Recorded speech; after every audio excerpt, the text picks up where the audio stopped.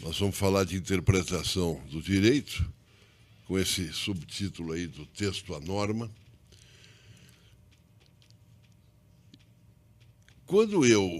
E eu só posso explicar isso, essa caminhada do texto à norma, desde que eu seja capaz de compreender que a aplicação do direito e a interpretação do direito são exatamente a mesma coisa. Ou seja, elas se dão em um só momento. Foi isso que eu não perguntei ao meu professor na faculdade. Professor, o que distingue a interpretação da aplicação?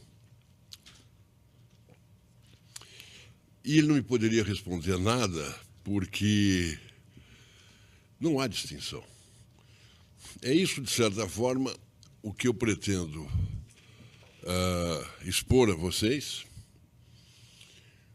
afirmar que quem produz a norma jurídica é o juiz,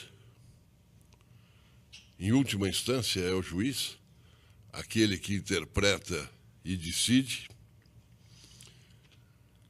Afirmar que existe uma distinção, aí sim há uma distinção, entre processo legislativo e processo normativo.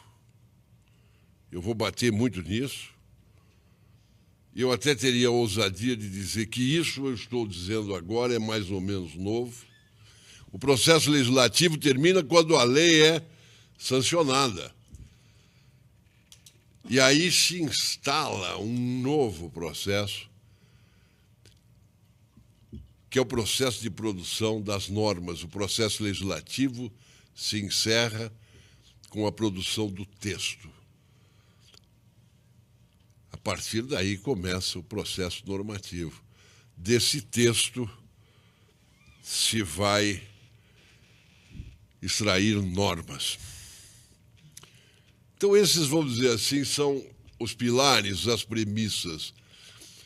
O fenômeno jurídico se apresenta em duas dimensões, uma a dimensão legislativa, outra a dimensão normativa.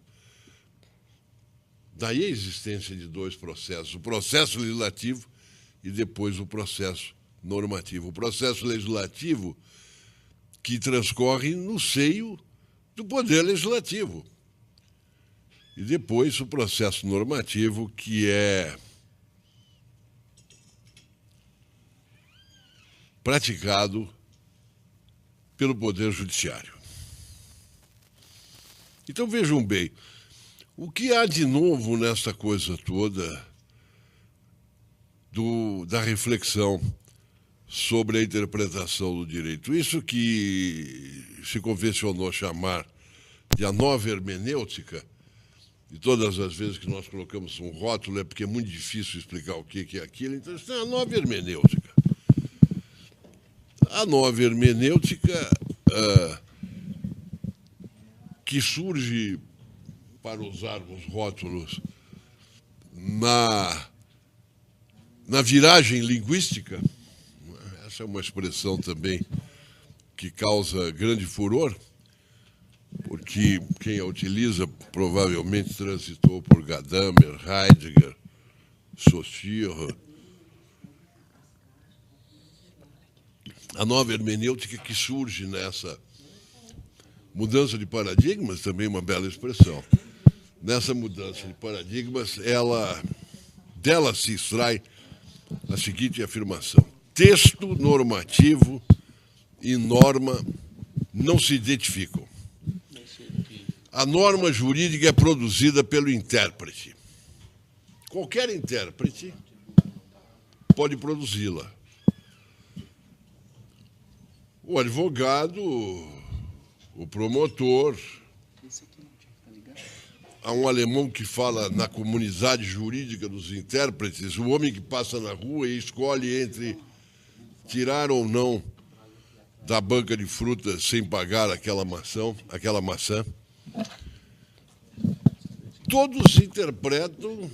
Agora, a norma jurídica mesmo, ela só se realiza quando um determinado intérprete se manifesta, que é o juiz, que é aquele capaz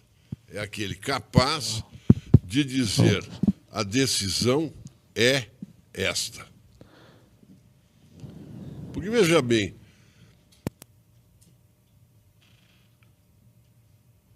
o colega aqui da frente poderá dizer, não, eu acho que a interpretação desse texto é tal, quer dizer, a norma é tal. Mas o juiz sou eu. Você virá como advogado de uma das partes ou da outra parte. Quem é capaz de acoplar, de manifestar um ato de vontade dizendo a interpretação é esta, a norma é esta, é somente o juiz. A isso Hans Kelsen, chamava de, a esse intérprete, ele chamava de intérprete autêntico. Notem bem, normalmente se fala, não, o intérprete autêntico para dizer o legislativo, o poder legislativo que fez a lei. Não, no sentido de Kelsen, intérprete autêntico é aquele capaz de dizer qual é a norma, qual é a decisão. Muito bem. Então eu vou redizer o que já afirmei. A norma jurídica é produzida pelo intérprete, em última instância, pelo intérprete autêntico, que é o juiz, aquele encarregado de resolver o litígio. E o que é a interpretação? A interpretação do direito é uma relação entre duas expressões. Uma primeira expressão que porta uma significação, a expressão original, e que é o objeto da interpretação. E depois uma segunda expressão, que é designada a interpretação, que cumpre em relação à primeira a função de interpretante. Eu vou tentar ser mais claro. Duas expressões, uma que é o objeto da interpretação e a outra que é a interpretação daquela primeira expressão e que é o resultado, digamos assim, uma o objeto da interpretação, outra o resultado da interpretação. Por isso, eu posso desde logo também afirmar algo que me parece extremamente importante para que nós possamos conseguir continuar a conversar, que é a seguinte: ninguém interpreta a norma. A norma é o resultado da interpretação de alguma coisa. Como nós fomos moldados de determinada maneira, é até possível que eu mesmo, no correr dessa exposição, em um determinado momento, diga, não, porque a interpretação da norma, nota 0. Porque ninguém interpreta a norma. A norma é o resultado, a norma é a segunda expressão. É o resultado da interpretação. Isso é muito complicado, porque eu precisaria mudar todos os livros. Eu, na verdade, precisaria mudar tudo, porque essa concepção que eu tomo num micro aspecto é produto de uma visão geral do mundo. Não é? Quem controla os meios de produção material também controla os meios de produção intelectual. E é por força disso e de um direito, afinal de contas, mas isso não está no nosso tema de hoje, cumprir uma função de conservação das estruturas sociais, é que nós fomos moldados, assim fomos feitos. Nós fomos moldados para admitir que se interpreta as normas. Mas não se interpreta as normas. A norma é o resultado da interpretação. Eu vou tentar ser mais explícito. E vou fazer uma comparação. Vamos falar das artes. As artes são classificadas, ou podem ser classificadas, em autográficas e alográficas. O que são as artes autográficas? São aquelas que dispensam a intermediação de alguém para que a fruição da emoção estética seja alcançada. Eu vou a uma exposição, vou ao Turner, ou Turner, como dizem os franceses, que está no Grand Palais, onde eu estive semana passada. E lá eu olho aquilo e confirmo, eu confirmo que é maravilhoso, aquelas cores. Os impressionistas seguramente viram Turner. Tem uma Olimpiada desenhada lá, e pouca gente fala disso. De onde veio a Olimpiada de Manet. Eu não preciso que ninguém me diga nada. Mesmo que eu seja um homem simples. Mesmo que eu seja um homem simples. E se me permitirem trazer essa conversa mais para o pé do fogo, eu cheguei anteontem no exterior, porque fui representar o Supremo Tribunal Federal num colóquio, e evidentemente eu aproveitei a Semana Santa, eu até tramei terrivelmente para que esse colóquio fosse nessa data, que me daria a chance de escapar. E o motorista que me foi buscar, para grande surpresa minha, eu fiz qualquer comentário sobre a Frida Kahlo, e eu sei que... Quer dizer, aquele homem que não passou por nenhuma universidade, ele obtém emoção estética olhando os quadros da Frida Kahlo.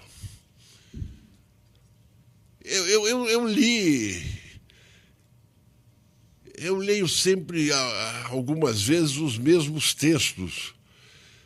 E eu não preciso que ninguém me transforme uma coisa em outra, porque a prosa, como a pintura, são artes autográficas. Mas, de outro lado, eu tenho as artes alográficas, em relação às quais eu só obtenho fruição da emoção estética com a intermediação de alguém que, por exemplo,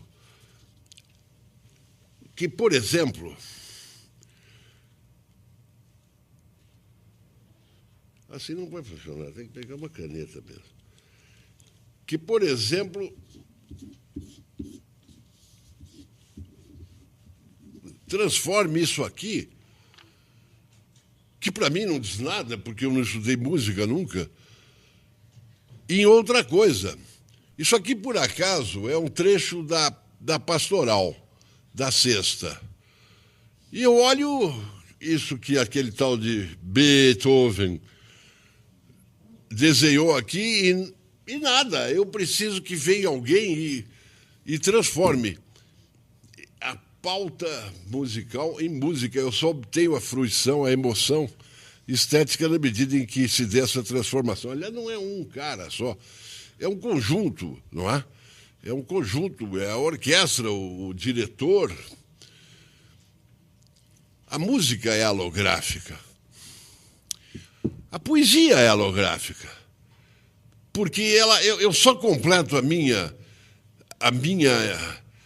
emoção estética só se realiza plenamente quando eu, além de ler, vem por aqui, diz-me alguns olhos doces, estendendo meus braços, quando eu ouço alguém que me declame o José Régio, posso até ser o mesmo. A poesia, como o teatro, eu posso ler o teatro, mas a plena fruição só se dá, também no teatro, da emoção estética, quando um intérprete transforma esses textos em outra coisa, em poesia, em música. Quer dizer, O direito é halográfico. É isso que eu pretendo dizer. O direito é halográfico. O sentido do texto, chamem como quiserem, texto, preceito, enunciado, disposição, isso que a gente lê nas leis, nos decretos, nas constituições, os sentidos aí veiculados só se completam depois da interpretação. Quer dizer, não basta aquilo que o legislador escreveu. A sua completude somente é realizada quando o sentido expressado, se é expresso não fica tão marcante, quando o sentido expressado pelo texto é produzido como uma nova forma de expressão. E essa nova forma de expressão é produzida pelo intérprete. Só que essa nova forma de expressão já não é mais o texto, mas sim a norma. Isso significa, meus caros, que o direito é halográfico, isso significa que o texto normativo, visando a solução de conflitos, de litígios, reclama um primeiro intérprete que compreenda e reproduza, não para que o segundo intérprete possa obter emoção estética, mas para que um determinado conflito, um determinado litígio seja decidido.